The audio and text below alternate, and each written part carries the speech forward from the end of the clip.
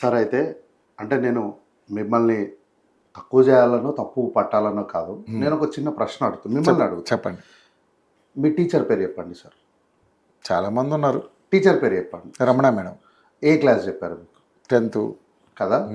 ఇప్పుడు మీరు మీ టీచర్ పేరు చెప్పండి సార్ అనగానే మీ 10th క్లాస్ టీచర్ పేరే చెప్పారు, కానీ మీకు అక్షరాభ్యాసం చేసిన ఏబిసిడీలు చెప్పిన టీచర్ నాకు అప్పుడు గుర్తుండదు కదా. తప్పుగా చేయాలని తక్కువ చేయాలన్న ఉద్దేశం కాదు.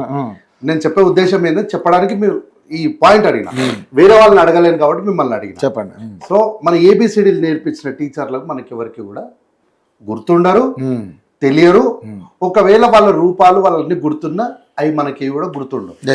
సో 1947 ఈ దేశానికి స్వాతంత్రం వచ్చినప్పుడు ఏం జరిగిందనేది ఈ రోజు 2025లో ఉన్నటువంటి 26లో ఉన్నటువంటి చాలా మందికి కూడా ఫస్ట్ థింగ్ తెలియదు, రెండో థింగ్ గుర్తులేదు, మూడో థింగ్ గుర్తున్నా ఆ విషయాలపైన అవగాహన లేదు. సో 2026లో జరిగిన దాన్ని పట్టుకొని ఇక మొత్తం మేమే చేసేసినామంటే 1947 నుంచి 60 సంవత్సరాల వరకు ఏం చేయకుండా ఉత్త ఇట్లా బొమ్మల్లా కూస్తుందా ప్రభుత్వం? కాదు కదా సార్. నేనంటే ఇది నా మాటగా చెప్తున్నా, ఇది పార్టీలకు అతీతంగా నా మాట చెప్తున్నా. పేరులోనే మనకు అంటే ప్రశ్నలోనే సమాధానాలు ఉంటాయని మనకు స్కూల్లో చెప్తారు, అన్ని చోట్ల చెప్తారు. మన క్వశ్చన్ని కరెక్ట్గా అర్థం చేసుకోండి, క్వశ్చన్ కరెక్ట్గా చదవండి, మీకు ఆన్సర్ వస్తుంది అని అంటారు. సో తెలుగులో మనం చాలా పదాలను చదివేటప్పుడు దాని ఆన్సరు దాని మొత్తం కూడా ఆ పదంలోనే ఉంటుంది అని చెప్తారు. ఇప్పుడు మాట్లాడుతున్న సందర్భం కూడా నక్సలైట్ అంటే ఇది వెస్ట్ బెంగాల్లో నక్సల్ బారీలా పుట్టింది అని అంటారు. So Naxal plus light is equal to naxalite అనుకోవచ్చు కదా. Naxal plus light is equal to naxalite, అంతే కదా. అంటే ఎక్కడో ఇంతో గంతో వాళ్ళు ప్రజలకు, సమాజానికి, ఎక్కడో అణగారిన వర్గాలకు, నిమ్న వర్గాలకు, అణచివేయబడిన వర్గాలకు ఎక్కడో చోట వాళ్ళు ఎక్కడో సన్నని దారి చూపించినారు, వెలుగురేఖగా కనిపించినందుకే వాళ్ళ నక్సలైట్ అంటున్నారని ఎందుకు అనుకోకూడదు? ఈరోజు నేను అంటున్నా సార్, చాలా చోట్లల్లో మనమే చూసినాం. సరే వేరే రాష్ట్రాల్లో ఏం జరిగిందో మనకు తెలియదు, నేను ప్రత్యక్షంగా చూడాలని నాకు తెలియదు. నాకు తెలిసింది నేను కళ్ళ ముందు జరిగింది చెప్తా. ఈ రోజు చాలా మంది పేద బడుగు బలహీన వర్గాలకు భూములు వచ్చినా, ఇల్లులు వచ్చినా ఎర్రజెండా పార్టీ వాళ్ళు పోయి జెండాలు పాతి వాళ్ళు కొట్లాడి ఇవి పేద ప్రజలకు ఇవ్వాలని చెప్పి కొట్లాడితేనే నాటి ప్రభుత్వాలు ఇచ్చినాయి. That is including Congress party. Congress party ఉన్నప్పుడు కూడా ఇవే జరిగినాయి. ఏ రోజు కూడా నక్సలైట్లు మాకు భూములు కావాలి, మాకు కోటలు కావాలి, మాకు కొలన్లు కావాలి, మాకు అడవి కావాలి, మాకు అది కావాలి, ఇది కావాలి అడిగిన సందర్భాలను నేనైతే ఎప్పుడెక్కడ వినలే. సహజంగా మనకు ఇంతో కొంత చరిత్ర సరే కల్పితమా నిజం అనుకున్నా కూడా చాలా మంది మనం ఎర్ర జెండాలు ఇవన్నీ మనకి ఎట్లా తెలుసు? ఎర్ర సముద్రము, ఎర్ర సైన్యము, చీమల దండు, శ్రీరాములయ్య ఇట్లాంటి సినిమాలు చూసే, ఒసే రాములమ్మ ఇట్లాంటి సినిమాలు చూసే మనకు నక్సలైట్ వీళ్ళందరినీ మనం తెలుసుకునే ప్రయత్నం చేస్తాం. సో వీళ్ళందరూ చెప్పింది ఏంది? భూమి కోసం, భుక్తి కోసం, అంతే కదా. కాలుకు గజ్జ కట్టుకొని పొడుస్తున్న పొద్దు మీద తెలంగాణమా అని చెప్పి నడుస్తున్న తెలంగాణమా అని ఆయన గర్జించకపోయింటే, గద్దర్ గారు గర్జించకపోయింటే ఈ రోజు మనం అందరికి ఇట్లా తెలంగాణ రాష్ట్రం అని మాట్లాడటమే కాదు కదా. చరిత్రను వరవరరావు గారు వివరించకపోయి ఉండి ఉంటే, గాద ఇన్నయ్య గారు మాట్లాడకపోయి ఉండి ఉంటే ఈరోజు తెలంగాణ చరిత్ర గురించి మనందరికి ఎట్లా తెలుస్తుండే, ఉద్యమాలు ఎట్లా జరుగుతుండే. అంటే ఉద్యమం చేసే ప్రతి ఒక్కరిని కూడా అరిచేయాలంటే ఈడ నక్సల్ వీళ్ళ టార్గెట్ అంతా నక్సలైట్లు వీళ్ళందే కాదు. ప్రశ్న అడగొద్దు ఎవడు, ఫస్ట్ థింగ్ ఎవడు అంటే ప్రశ్న అడగొద్దు, ప్రశ్ననే అడగొద్దు. ఇంతకుముందు అన్నారు కూడా మాట్లాడుకుంటూ ఎంతసేపు యూనివర్సిటీల మీద ఎక్కువ చెప్తారు అంటే వాళ్ళ ప్రభావం ఎక్కువ ఉంది అంటున్నారు. ఎందుకు ప్రశ్నించే తత్వం కూడా యూనివర్సిటీలోనే ఉంటుంది. నేను కూడా గదే అంటున్నా. అన్నారు మాట్లాడి ఎక్కువ యూనివర్సిటీల మీద మాట్లాడారు. సో ఏంది అంటే ఈ ప్రశ్నలన్నీ ఎప్పుడు మొదలవుతాయి? విషయం పైన పరిజ్ఞానం ఉన్నప్పుడే మనకు ప్రశ్నలు వస్తాయి. మనకు తెలియదు అనుకో, అవతల చెప్పిందని నిజం అనుకుంటాం. మనకు తెలుసు అనుకో. ఇప్పుడు సింపుల్ గా సార్, భుజం మీద 2 స్టార్లు ఉంటే ఎస్ఐ అని మనకు తెలుసు. అది మనకు ఆ చదువు మన జ్ఞానం లేదనుకో, ఎవరో కాకి బట్టలు జిహెచ్ఎంసీ బట్టలు వేసుకొని వచ్చి నేను పోలీస్ అంటే కూడా మనం నమ్మేస్తాం. సో విషయ పరిజ్ఞానం పూర్తి ఎక్కడ తెలుస్తుంది? ఎక్కడ పుస్తకాల్లో చరిత్ర అంతా నిగూఢమైనటువంటి చరిత్రను ఎక్కడ చదువుకుంటాం? మనము యూనివర్సిటీలనే చదువుకుంటాం. అయితే వీళ్ళందరి టార్గెట్ ఏంటంటే ఈ దేశంలో ఎవ్వడు ప్రశ్న అడగొద్దు అంటే ఎవడు చదువుకోకూడదు అంటే ఏం చేయాలి? యూనివర్సిటీలన్నీ నక్సలైట్లు ఉన్నారు, యూనివర్సిటీలు అంతా దేశద్రోహులు ఉన్నారు, వీళ్ళు కొత్త పదాలు కనిపెడతారు. అర్బన్ నక్సలైట్ అంట. నేను చాలాసార్లు అర్బన్ నక్సలైట్ అంటే ఆ పదానికి వివరణ ఏందో చెప్పండి అంటే మళ్ళీ ఎవరు చెప్పారు. అంటే ప్రశ్న అడిగిన వాళ్ళు అర్బనా? ఇప్పుడు ప్రశ్నలు అడిగిన వాళ్ళే అర్బన్ నక్సలైట్లు. అదే అంటున్నా, ప్రశ్న అడిగినవాడు అర్బన్ నక్సలైట్ అంటే ప్రశ్న కూడా అడగకూడదు. హైదరాబాద్ లో అడిగితే అర్బన్ నక్సలైట్, పోరాటం చేసేవాళ్ళు రూరల్ నక్సలైట్, పోరాటం చేసేవాడు రూరల్ నక్సలైట్. వాడిని ఏం చేస్తారంటే మావోయిస్ట్ అని అదని ఇదని అని చెప్పి వాళ్ళ పేర్లు పెట్టి ఇది ఒకటి. సార్ మీరు నిజంగా ఈ నక్సలిజాన్ని అంతం చేయాలని ప్రతి ఒక్కరు కోరుకుంటారు. ఎవరు కూడా దేశంలో అంతర్గతంగా ఒక యుద్ధం వాతావరణం ఉండాలని ఏ ప్రభుత్వం కోరుకోరు.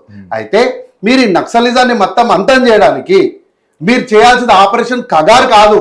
ఈ ఆపరేషన్ కగార్ అని పేరు మంచిగా పెట్టిరు, కానీ మీరు ఈ హత్యాకాండ చేయడానికి ఇంతకుముందు అన్న మాట్లాడి డాక్టర్ బిఆర్ బాబాసాహెబ్ అంబేద్కర్ అన్నారు. వెంటనే ఆగిపోయినా నేను.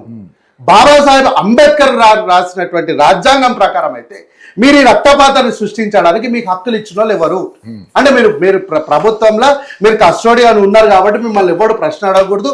మీరు ఏం చేసినా అదే చట్టం అనుకుంటే ఎట్లా అవుతుంది? మీరు ఇంకొక మార్గం కూడా ఉంటుంది. ఎందుకు మన్మోహన్ సింగ్ గారి నేతృత్వంలో ఇక్కడ కాంగ్రెస్ పార్టీ రాజశేఖర రెడ్డి గారు నక్సలైట్లను వాళ్ళందరినీ పిలుచుకొని మాట్లాడి చేయలేదా? శాంతియుతంగా చర్చలు జరపలేదా? సరే సార్, రాజశేఖర రెడ్డి గారు ఇవన్నీ మనం గతం ఎప్పుడో 13-14 సంవత్సరాల క్రితం జరిగింది. మనకు పూర్తి స్థాయిలో అవగాహన ఉందో లేదో నాకు తెలియదు. ఏమంటున్నా, నిన్న మొన్న జరిగినట్టు మన తెలంగాణ రాష్ట్రంలో ఒక్క ఎన్కౌంటర్ అనేది జరిగిందా? మన తెలంగాణ రాష్ట్రంలో లేదు కదా. మరి మన తెలంగాణ ఈ మధ్య కాలం రేవంత్ రెడ్డి గారి నాయకత్వము, తర్వాత కల్వకుంట్ల చంద్రశేఖరరావు గారి నాయకత్వంలో తెలంగాణ రాష్ట్రంలో ఒక్క ఎన్కౌంటర్ జరగలేదు కదా. ఏ నక్సలైట్ మీద దాడి జరగలేదు కదా. మరి అట్లాంటప్పుడు అప్పుడు కల్వకుంట్ల చంద్రశేఖరరావు గారు ముఖ్యమంత్రి ఉన్నప్పుడు కొంతమంది వచ్చి లొంగిపోయారు. తర్వాత ఇప్పుడు మొన్న రేవంత్ రెడ్డి గారి నాయకత్వంలో కొంతమంది వచ్చి లొంగిపోయారు. ఈ రోజు మంత్రిగా పనిచేస్తూ తెలంగాణ రాష్ట్రంలో ప్రజలందరి చేత అమ్మ అని పిలిపించుకుంటున్న సీతక్క గారు కూడా అక్కగా భావించి అందరు ఈటల రాజేంద్ర గారు వారి పార్టీలో ఉన్నారు బీజేపీలో. సో ఇట్లాంటి వాళ్ళందరూ కూడా అడవిలో నుంచి వచ్చినటువంటి వాళ్ళే కదా. సో ప్రతి దళానికి కూడా ఏంది అంటే ఒక నిర్దిష్టమైనటువంటి ఒక టార్గెట్, అంటే ఈ యొక్క సమస్య పైన ప్రజలు బాధపడుతున్నారు, ఈ సమస్యను తీర్చాలని ప్రతి ఒక్క దళానికి ఒక టార్గెట్ ఉంటుంది. ఆ టార్గెట్ అయిపోయిన తర్వాత, ఆ టార్గెట్ తీరిపోయిన తర్వాత, ఆ సమస్య తీరిపోయిన తర్వాత ప్రతి దళం కూడా స్లోగా నిర్వీర్యం అయిపోతుంది. కొంతమంది వేరే దళంలోకి పోయి జాయిన్ అవుతారు. కొంతమంది ఈటల రాజేందర్ గారు, సీతక్క లాంటి వాళ్ళు వచ్చి ప్రజాస్వామ్య దేశంలో మధ్యలో వచ్చి చట్టానికి లొంగిపోతారు.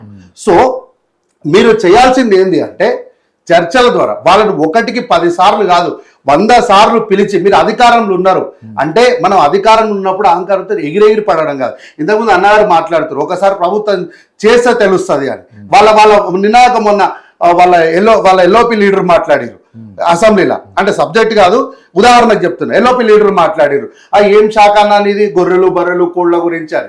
మేము కూడా కదంటే ఎప్పుడైనా ప్రభుత్వం చేస్తే మీకు తెలుస్తుంది. మీరు ఏనాడు ప్రభుత్వం చేయని వాళ్ళు సడన్ గా ప్రభుత్వం వచ్చేసరికి మీకు ఏం చేయాలో అర్థమవుతలేదు. 60 ఏళ్ళు పాలించిన కాంగ్రెస్ పార్టీకి ప్రభుత్వం ఎట్లా చేయాలో తెలియదంట. 12 ఏళ్ళు ఉన్న వీళ్ళకి చాలా తెలుసు అంట. మరి 12 ఏళ్ళలో మీరు ఏం చేసిరా అంటే ఏం చెప్పరు. ఈ రోజు మీరే అడిగిన ప్రశ్న యురేనియం ఇదంతా దానిపైన అంటే వాళ్ళకి ఏం తెలుసు? మాకు తెలియదు. ఆడ యురేనియం ఉంటుందని తెలిసే మేము దాన్ని ఈ రాష్ట్ర ప్రకృతి కంటే మహబూబ్ నగర్ జిల్లాలో ఇక్కడ జరిగినటువంటి దాన్ని కూడా ఇక్కడ స్థానికులందరూ అడ్డుకున్నారు. ఏది ఇప్పుడు నాగర్ కర్నూలులో అడవుల్లో కూడా ఇప్పుడు అది ప్రకృతికి దేశ సంపద నిశ్చితమైనటువంటి పదార్థాలు ఈ ప్రకృతి ఒడిలో దాగుండాలి. ఇవి మంచిది, అది తీయడం మంచిది కాదు, ప్రకృతికి మానవాళికి మంచిది కాదని మేము వదిలేసాం దాన్ని. మీలా రాజిల్లా వాసులే కదా, రాజిల్లా వాసులే అదే అంటున్నా. అందుకే మేము వదిలేసాం కాంగ్రెస్ పార్టీ. అంతేగాని ఏడ కనిపిస్తే ఆడ ఏడ ఉంటే అట్లా ఎట్లాంటి అట్లా లిఫ్ట్ చేసి మైనింగ్ చేసి ఏమంటారు వాళ్ళ గాల్జనార్దన్ రెడ్డి గారికి మైనింగ్ కి వారే మగటం లేని మహారాజు. అట్లాంటి పరిస్థితులు కాంగ్రెస్ పార్టీలో ఉండవు. ఎక్కడైనా చిన్న పొరపాట్లు జరిగినా కూడా పక్కన ఉన్నటువంటి పార్టీలు ప్రధాన ప్రతిపక్ష నాయకులు ఎవరైనా ఆరోపణ వేసి ఇమ్మీడియట్ గా వాళ్ళపైన నినాక మనం అసెంబ్లీలో కూడా చూసాం. సిబిసిఐడి ఎంక్వైరీ కూడా వేయడం జరిగింది. సో ఇట్లా కాంగ్రెస్ పార్టీ వరకు అవుతుంది. సో మీరు నక్సలిజాన్ని అంతం చేయాలంటే మీరు ప్రజాస్వామ్య దేశంలో చేయాల్సింది హత్యలు కాదు, చర్చలు. మీరు మాట్లాడాలి. మావోయిస్టులు మద్దతు ఉన్న ప్రతి ఒక్కరు కూడా అదే అన్నారు, చర్చలుగా వస్తే చర్చిస్తాం, లేకపోతే బుల్లెట్ తో వస్తే మేము కూడా బుల్లెట్ ఇస్తాం అన్నారు. ఎవరు సార్ నాకు తెలిసినంత వరకు సార్ చరిత్రలో నేను ఎంఏ పొలిటికల్ సైన్స్ హిస్టరీ చదువుకున్నా, ఏ నక్సలైట్ కూడా పోలీస్ స్టేషన్లకు వచ్చి వాళ్ళుగా వచ్చి దాడులు చేసి తెలియదు.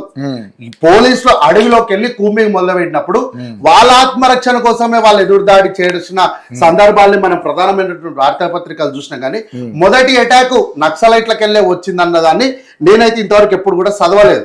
అయితే ఈ రోజు ఎక్కడైనా ఉందా ఎవరైనా మావోయిస్టులను వద్దు మాకు మా సాయం చేసారు మంచి చేసారు ఎవరు వాళ్ళ దగ్గర పోవద్దని ప్రజలు ఎవరైనా అన్నారా అని అంటున్నారు. ఎక్కడ సార్ ఎక్కడ కూడా ఎవరైనా ప్రశ్న వేస్తేనే మీరు అర్బన్ నక్సలైట్లని వాళ్ళ మీద ముద్రేసి రాత్రి తీసుకుపోయి వాళ్ళను హైజాక్ చేస్తారు. ఇంకెవరన్నా జర్నలిస్ట్ లాంటి వాళ్ళు ఎవరన్నా ఉండి మాట్లాడతారా అంటే వాళ్ళను ఆ సంస్థల నుంచే బయటికి నూకేస్తారు. ఇప్పుడు మీరు మిగిల్చిన వాళ్ళు ఎవరు? దగ్గర 100 నుంచి 150 మందికి ఎన్ఐఏ నోటీసులు కేవలం ఈ హిడ్మా ఎన్కౌంటర్ కవరేజ్ చేసిన మీడియా వాళ్ళనేమో సమస్యలకు వెళ్ళి బయట పంపించి ఇట్లా రాచకాల్సి వచ్చి ఇంకా మీరు మిగిల్చిన వాళ్ళు ఎవరంటే అని మతిస్థిమితం కోల్పోయి అని మన స్టూడియోలో ఉన్నామా వార్తా చర్చలో ఉన్నామా ఎక్కడున్నామని ఆ యొక్క ఇంగిత జ్ఞానాన్ని కోల్పోయి అర్చటోళ్ళని తీసుకొచ్చి మీరు దేశం ముందర కూర్చోటి ఇక వీళ్ళే జర్నలిస్టులు అని చెప్పి మీరు మొత్తాన్ని అసలు విషయాన్నే మొత్తం మార్చేస్తున్నప్పుడు ఇంకా ఏం చేయమంటారు? కాబట్టి మీరు చెయ్యాలి అనుకున్నప్పుడు ఏం చేయాలంటే వాళ్ళ చర్చలతోనే మాట్లాడాలి, కానీ హత్యాకాండం చేయడానికి మాత్రం వీళ్ళకి ఎటువంటి నైతిక అర్హత లేదు. నేను ఈరోజు ఈ వేదిక దగ్గర నుంచి ఈ రోజు అమిత్ షా గారు ఏదో డెడ్ లైన్ పెట్టి మేము అంతా చేసేసినాం అంటున్నారు కదా, వారికి నేను సూచన చేస్తున్నా, అవసరమైతే దీన్ని వారు ఎట్లయినా తీసుకోవచ్చు. బీజేపీ పార్టీ కేంద్ర ప్రభుత్వం ఎట్లయినా తీసుకోవచ్చు. ఈ రోజు వరకు జరిగినటువంటి హత్యాకాండాల పైన తప్పకుండా మానవ హక్కుల సంఘంతోని ఒక నిర్దిష్టమైనటువంటి అన్ని పార్టీలు సిట్టింగ్ జడ్జితోని ఖచ్చితంగా విచారణ జరిపించాలి. చనిపోయిన వాళ్ళందరూ కూడా నక్సలైట్లేనా, లేకపోతే నక్సలైట్ల పేర్ల మీద మీకు వ్యక్తిగతంగా టార్గెట్ ఉన్న వాళ్ళని కూడా చంపేసి వాళ్ళని కూడా నక్సలైట్ల కింద సంబంధం లేని వాళ్ళని కూడా చంపేసి వీళ్ళు నక్సలైట్లు అని చెప్పి ముద్రేసేసి చిన్న వాళ్ళని మీరు అణిచేసినారా ఏంటి అనేది ఖచ్చితంగా నేషనల్ లెవెల్లో జరిగిన ప్రతి హత్య పైన నిర్దిష్టంగా పూర్తి స్థాయిలో విచారణ ఖచ్చితంగా జరగాలి. వీళ్ళ టార్గెట్ ఏంటి అంటే ఎవరు కూడా యూనివర్సిటీలో చదవద్దు, చదవాలి యూనివర్సిటీలో. అయితే చదివే వాళ్ళు ఎవరు కూడా జేఎన్యు హెచ్సియు ఇట్లాంటి యూనివర్సిటీలలో చదవద్దు. చదివేటోడు ఎవరైనా ఈ దేశంలో యువకుడు చదువనేటోడు చదివితే అది ఒక వాట్సాప్ యూనివర్సిటీలో మాత్రమే చదవాలి తప్ప వేరే యూనివర్సిటీలో చదవద్దన్న వీళ్ళ టార్గెట్ ఈ దేశంలో ఎప్పుడు కూడా నడవదు. ఏ రోజుకైనా అక్షరాలు సరస్వతీదేవి ఖచ్చితంగా తను విలయతాండం చేస్తుంది. ఈ దేశంలో సరస్వతి దేవి గారి ఆశీర్వాదంతో ఆశీస్సుతోని అక్షరాలు ఎప్పటికైనా విలయతాండం చేస్తాయి. అయితే వీళ్ళు ఇంత నక్సలిజాన్ని అంతం చేయాలన్నప్పుడు వీళ్ళు పొద్దున్న లేచి మాట్లాడతారు కదా, నేను ఈ వేదిక పై నుంచి ఒక నిర్దిష్టమైన కోరిక చేస్తాను, నక్సలిజాన్ని అంతం చేయాలి. ఎస్ చేయండి. అట్లాగే మేమేదో పెద్ద సర్దార్ వల్లభాయ్ పటేల్ మొత్తం మావోడే మా ఇంట్లోనే పుట్టిండని మీరు మాట్లాడతారు కదా, ఇదే సర్దార్ వల్లభాయ్ పటేల్ గారు నిషేధించినటువంటి ఆర్ఎస్ఎస్ ని కూడా మీరు వెంటనే ఆపేసి దాన్ని నిషేధించాల్సిన ఆజ్ఞలు చేయాల్సిందిగా నేను ఈ వేదిక పై నుంచి. ఆర్ఎస్ఎస్ కి దీనికి సంబంధం లేదు, 100% ఉంది సార్. నీకు కట్టలు పట్టుకొని తిరగమని చెప్పిన వాళ్ళు ఎవరు? ఏమనంటే ఏ ధర్మం కోసమో రాముల వారిని మీరు కాపాడతారా? దేవుడిని మీరు కాపాడతారా? దేవుడు మిమ్మల్ని కాపాడతాడా? దేవుడు ఇప్పుడు లేడు కాబట్టి దేవుడు సర్వాంతర్యామి. నా పక్కన రాముల వారు పరమశివుడు ఉన్నాడు కాబట్టి నేను కూర్చొని మాట్లాడుతున్నాను, నేను నమ్ముతా. కాదంటారు ఎవరన్నా? కాదంటోళ్ళు కామెంట్ అన్న పెట్టురి, లేదా ఎవరన్నా చర్చ కోసం లైవ్ అన్నది. మరి అన్య మతస్థులు అసలు దేవుడే లేడు అని హిందువులు ఎవరు మాట్లాడినప్పుడు మీరు ఎందుకు మాట్లాడరు? మరి దేవుడే లేడు అన్నాడు ఎవడో నా ముందర, అల్లాయే మా దేవుడు, జీసస్ మా దేవుడు అన్నప్పుడు సార్ ఒక అల్లా అయినా జీసస్ అయినా శివుడైనా మీరు ఎవరినైనా దేవుడు నమ్ముతున్నారు కదా, ఎవరైనా దేవుడు సార్. ఇంకా గట్టిగా మాట్లాడితే సాయం చేసిన వాడే దేవుడు సార్. వరహామూర్తి ఎందుకు దేవుడు అయ్యిండు? తర్వాత విష్ణుమూర్తి మత్స్యావతారంలో వచ్చి ఎందుకు మనం చేప దేవుడిగా పూజ చేస్తాం? సో సాయం చేసిన వాడు దేవుడు. సో దేవుడు మనకు ప్రతి ఒక్క రూపంలో సాయం చేస్తాడు. ఆ రోజు నరసింహస్వామి సింహం రూపంలో ఎట్లా సాయం చేసిండు, వరాహమూర్తి ఎట్లా సాయం చేసిండు, చేప రూపంలో మత్స్య రూపంలో ఎట్లా సాయం చేసిండు. అట్లానే మనము ఎవరు చూసారు సార్? పరమశివుడికి ఇట్లానే ఉంటాడని మీరు మేమన్నా చూసినామా? ఎవరం చూడలే. ఒక్కొక్కరం ఒక్కొక్క ఆకారం చూసుకొని గీలే మా దేవుడు అని అంటారు. ఇప్పుడు ఒక వరకు చెప్తా సార్, నేను ఓపెన్ ఈ చర్చా వేదిక ఓపెన్ గా చెప్తా. ఈ రోజు నేను ఇన్ని చర్చా వేదిక, నేను ఇప్పటి వరకు కొన్ని వందల చర్చా వేదికల పైన నేను పార్టిసిపేట్ చేసిన సార్. నా వరకు రవికుమార్ గారు దేవుడు సార్. మీరే ఎందుకు చెప్పాలన్నా, మొట్టమొదటిసారి చర్చా వేదికలో పార్టిసిపేట్ చేసే అవకాశం ఇచ్చింది మీరే. సో ఈ పాయింట్ ఆఫ్ లా మీరు నాకు దేవుడే ఎప్పుడైనా సరే. ఇప్పుడు కాదని ఎవడని వాదిస్తడం రమ్మని చెప్పండి, అది మీకు తెలుసు పర్సనల్ గా. అదే అంటున్నా నేను. అందుకే నేను ఓపెన్ వేదిక పైన చెప్తున్నా, నాకు రవికుమార్ గారు దేవుడు. ఎందుకంటే ఈ రోజు నన్ను కాంగ్రెస్ పార్టీలో కానీ ప్రజలు కానీ ఇన్ని లక్షల మంది నన్ను చూసి నా వాదన కాంగ్రెస్ పార్టీ వినిపించడానికి నాకు మొట్టమొదటిసారి అవకాశం కల్పించిన వేదిక యోయో టీవీ. టాలెంట్ ఉంది కాబట్టి కల్పించాం, దాన్ని ఏమనలేదు కానీ టాలెంట్ బట్టి ఉంటుంది అది. యోయో టీవీ అనేది ఒక గుడి అయితే Right. అందులో రవికుమార్ గారు నాకు దేవుడు. Right. సో నేనేమంటున్నా, మనము సహాయం చేసేవాడు ఏ టైంకైతే మనకు ఆపదలు ఉంటే సహాయం చేసేవాడు. అందుకేమంటా సర్దార్ వల్లభాయ్ పటేల్ గారు నిషేధించినటువంటి ఆర్ఎస్ఎస్ ని కూడా ఈ దేశంలో నిషేధించాలి. కోర్టు ద్వారా నిషేధాన్ని ఎత్తివేయడం జరిగింది, మళ్ళీ అడగడం అనేది కట్టెలు పట్టుకొని తిరగడానికి ప్రజాస్వామ్య దేశంలో ఏ వ్యక్తి కూడా రైట్ లేదు. మీరు కత్తులు పట్టుకొని కట్టెలు పట్టుకొని తిరగడానికి పోలీసులకు మాత్రమే ఉంది. కత్తులు పట్టుకొని తిరగాలి,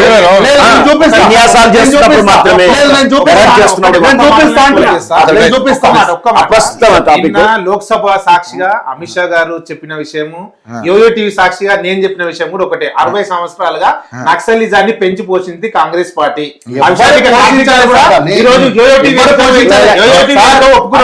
అన్నిటికీ ఆయన సహకరిస్తున్నట్టున్నాడు. వాళ్ళ ముఖ్యమంత్రి ఏమో గన్నులు పట్టుకొని ఫోటోలు దిగుతాడు ఇట్లా పెట్టి. ఆ రోజు ఎందుకు చేస్తాడు ఇట్లా? ఈ రోజు కాంగ్రెస్